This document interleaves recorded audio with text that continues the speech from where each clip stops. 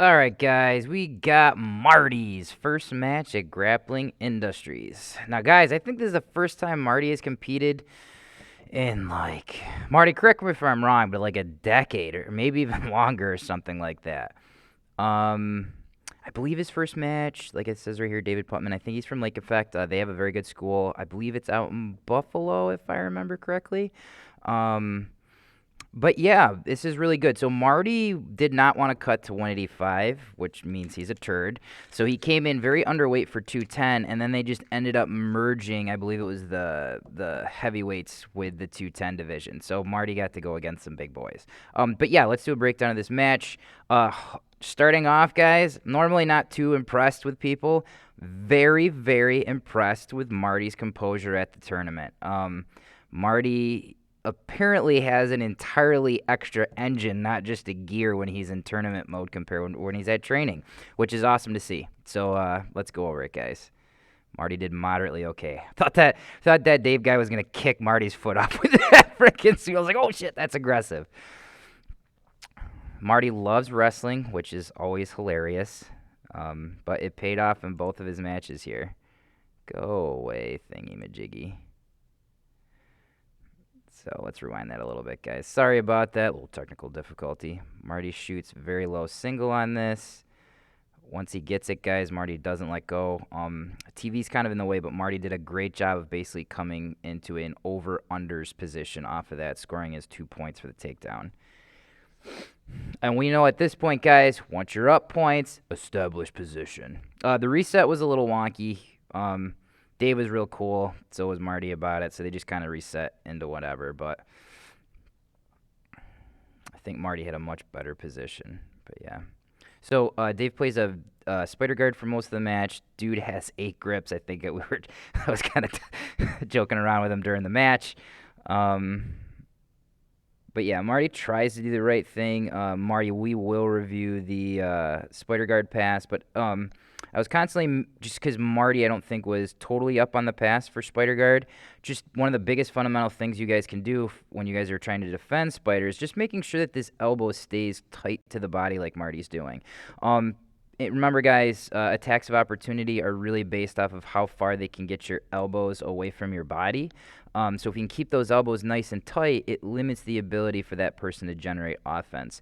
The other thing that we really, really have to watch out for, which Dave gets a few times in the match on Marty, is this cannot be so far up that they can get a grip on it, because then it starts to be a real issue with them being able to tilt you in the direction of the lasso. Does go for a few wrist lock attempts, which we love here. Remember, they're called Haven locks here at Haven Jiu-Jitsu. Had to pay out on that. Ryan got a wrist lock in the tournament.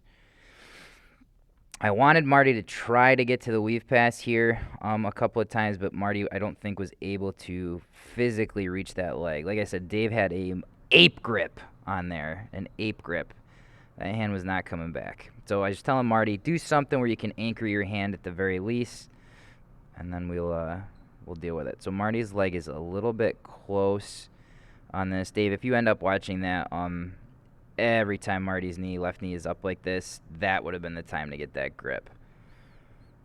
Marty thinking about going in this direction, which is a very good standard pass for Spider Guard. Dave does a good job of not allowing the windshield wiper. Here's the possible tilt. Marty did a great job of basing his head and then backing out enough, preventing Dave from finishing the sweep. So that was something Marty did very, very good in both of his matches. Not just conceding the position. Marty was ready to run away or stand up. Basically, whatever was necessary to make sure that those 2 points weren't scored on the sweep.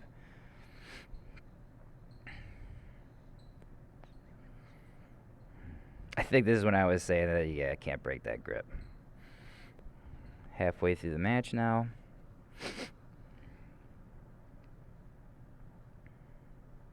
The beautiful Harley over there reffing. Always nice to see. And there's Ryan getting ready to beat some people.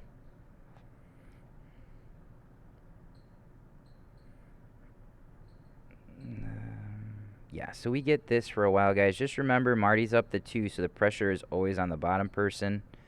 Does another nice job of tilting, but now Marty is on the good side, which he does, uses to clear that grip. Tries to get to over-under. Would like to have seen this arm get straightened a lot more, which you were attempting to do, Marty. And then he goes for a loop choke. Nobody here should be getting loop choked, guys. I hit that on you so much that that should not happen. So he does a good job of coming up. I do think, Dave, that you could have forced that all the way back to the feet and maybe done like a snap down or something, but maybe didn't feel comfortable standing up on Marty there. But that spot right there specifically, just so we can go over it, guys. Let's see here. Was one spot where I got a little nervous, could have gotten a little squirrely. Yeah, right here. So great position, able to start to get up. Marty might have been able to get this arm deep enough to turn it, but because Dave's body is higher than Marty's here at this point, and I know Marty doesn't have a grip on the far leg, this might have been a good spot for Dave to really get something offensive going here. But just doesn't quite get it. I guess Marty had a little bit of a grip with the right leg, or right hand on the leg, but that part made me nervous. And then I believe it's standard established position for the next minute and 20 seconds. And we have our beautiful scorekeeper here from Zach's gym. Faya's getting ready to do his thing over there too.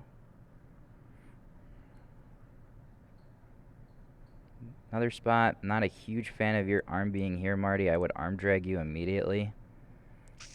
So don't worry so much about that collar grip there if it's going to leave this in a dangerous spot. Yep, nice thought on the weave pass. Dave does a good job of not letting his knees get that close together. Back into the lasso.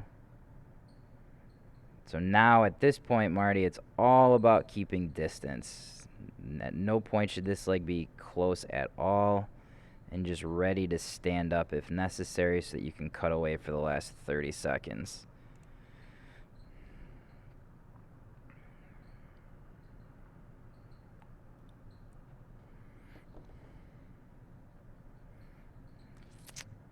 Going.